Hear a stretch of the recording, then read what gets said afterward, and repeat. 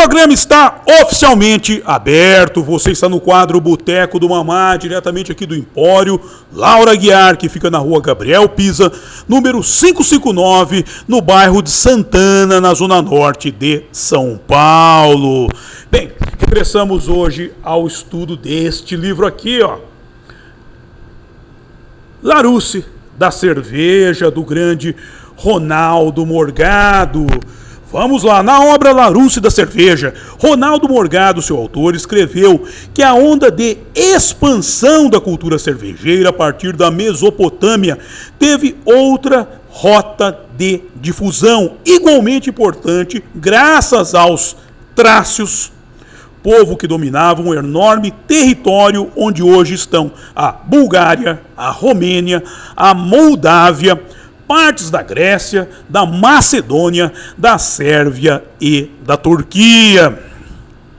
Todavia, a cerveja era uma bebida sagrada para esses povos e acreditava-se que, devido aos movimentos migratórios, eles acabaram por influenciar os germânicos e os celtas. Sim, os germânicos foram influenciados por esse povo.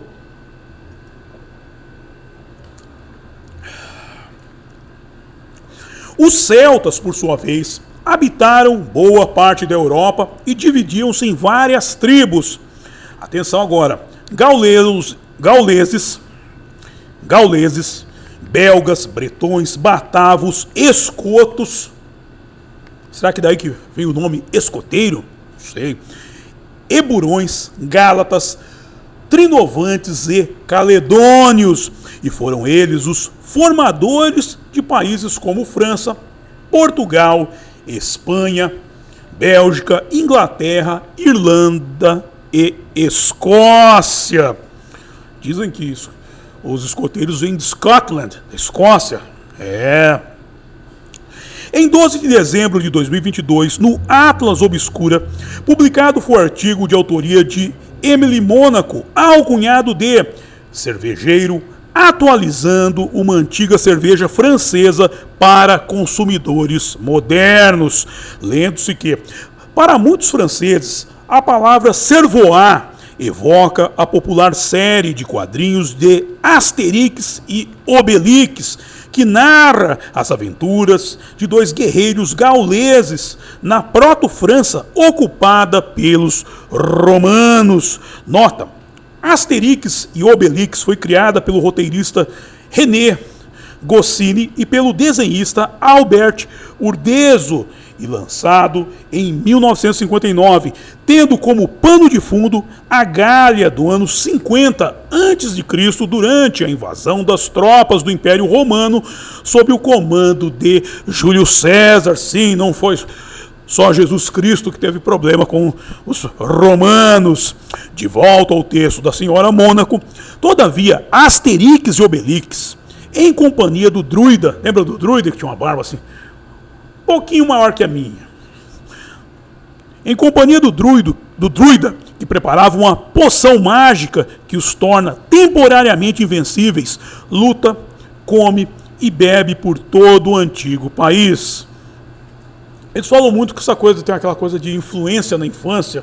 Talvez essa minha verve etílica tenha um pezinho na Gália, porque quando eu era moleque eu ganhei. Eu nunca esqueço, meu pai chegou um dia em casa com aquela revista, uma revista padrão deles, bonita. Eu nunca esqueço, Astérix contra os bretões, nunca esqueço. E eu sempre vi o Astérix tomando um goró. O Obélix segurando uma pedra e o Astérix tomando um goró. E tinha a poção mágica também do druida. Era um negócio muito interessante aquele quadrinho. Vamos lá. É uma aventura divertida, repleta de precisão histórica e anacronismo. E, dado o cenário da França, talvez não seja surpreendente que muitas das batalhas nas quais os gauleses titulares quase sempre saem vitoriosos sejam comemoradas com um banquete de javali assado e um predecessor da cerveja alcunhado de cervois. Inclusive aqui no Empório Laura Aguiar, o Zé já teve javali, hein, meu? Comemos javali aqui, muito bom. Entretanto, a história é muito mais complexa do que uma história em quadrinhos, pois, por mais que gostem de acreditar no contrário, os franceses modernos não ascendem dos gauleses. Todavia, os antigos habitantes celtas da França moderna provavelmente bebiam de fato cervois, uma cerveja sem lúpulo, às vezes chamada de gruit, algo como ervas em inglês.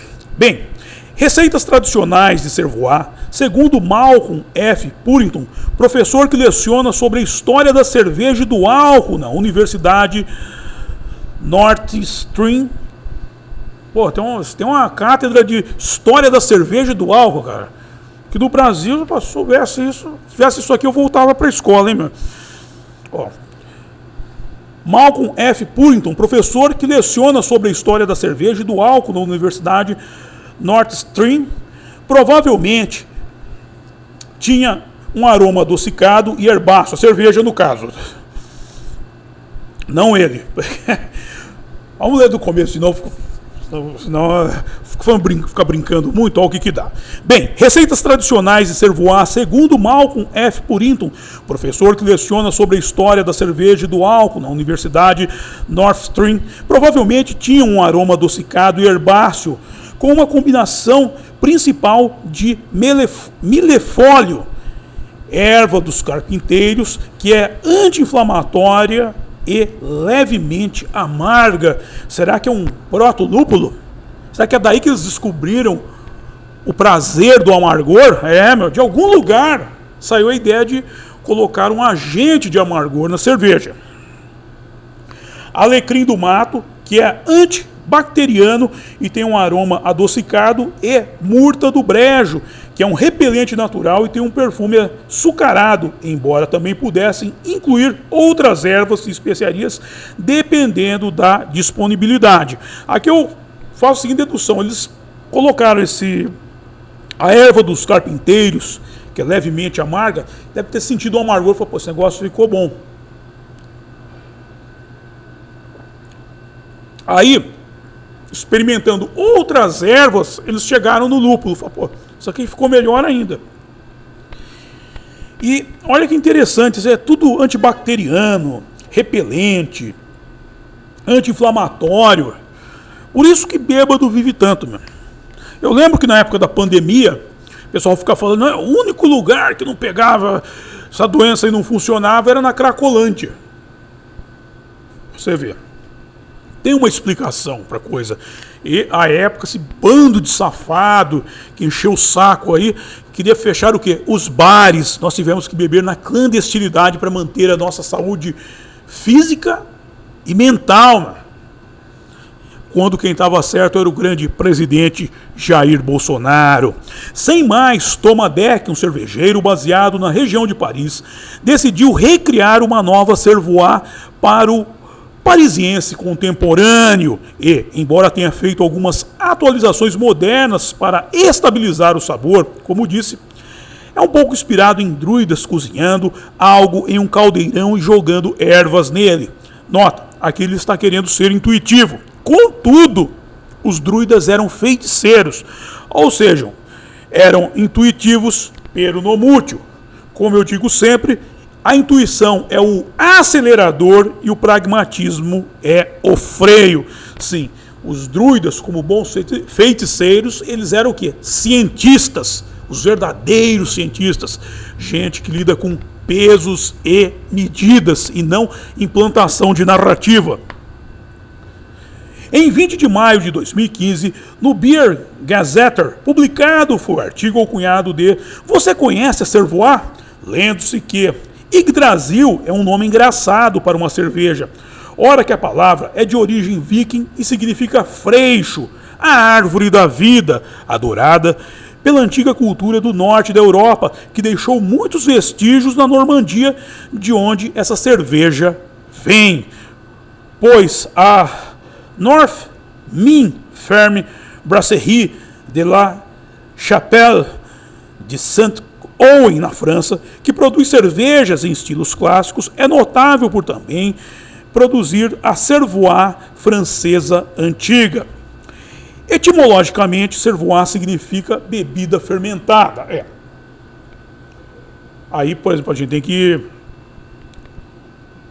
ir para o passo seguinte, entendeu? Uma bebida fermentada pode ser qualquer coisa que se fermente, não necessariamente cerveja. Ok? Mas cervoise é bebida fermentada. Ok? E foi consumida durante a Antiguidade e a Idade Média, usando o que é chamado gruit, uma mistura de ervas, sem lúpulo algum, sendo que essa cerveja da North-Mine Ferme Brasserie tem um ABV, o teor alcoólico por volume, de 5%, considerado médio, e é infundida com casca de freixo, sendo que também pode ser feita com cânhamo e urtiga. Quanto à urtiga, eu não sei, mas em relação ao cânhamo, assista ao programa Boteco do Mamá, Malana Terp, o chopp de maconha, cujo link está na descrição, sim. Nós temos um chopp feito de maconha. Bom, vamos lá, o pessoal fica loucão quando bebe? Não sei. Assista ao programa e você saberá. Você saberá. Então, é isso aqui, gente, que nós vimos hoje. Essa parte da cultura cervejeira que foi lá para a França, para aquela região lá, região dos gauleses, região de Asterix, Obelix, e deu um outro aspecto para a cultura cervejeira. E daí também eu coloco outro ponto em relação a essa questão da erva dos carpinteiros, que dá esse amargor à cerveja, que é, por exemplo, como eu já expliquei para vocês, a cerveja com o nome beer é no continente e ale na ilha, a Grã-Bretanha.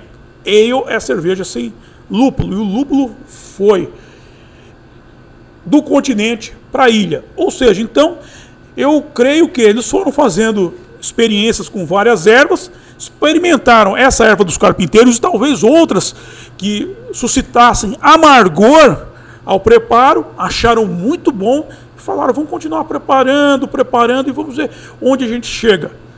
É aquilo que eu digo sempre, você faz a experiência, deu errado, descarta, deu certo, avança. E encontraram o lúpulo. O lúpulo funcionou perfeitamente e se tornou um modismo a partir do século XVIII e depois atravessou o Canal da Mancha e hoje temos as deliciosas ales da Inglaterra, da Escócia, da Irlanda e ainda bem, meu. O que seria do mundo sem as cervejas, não é? Então é isso aí, gente. Dito isso, quero agradecer a todos vocês que me acompanharam, desejar um sábado repleto de manguaça para todos e até a próxima. Bye!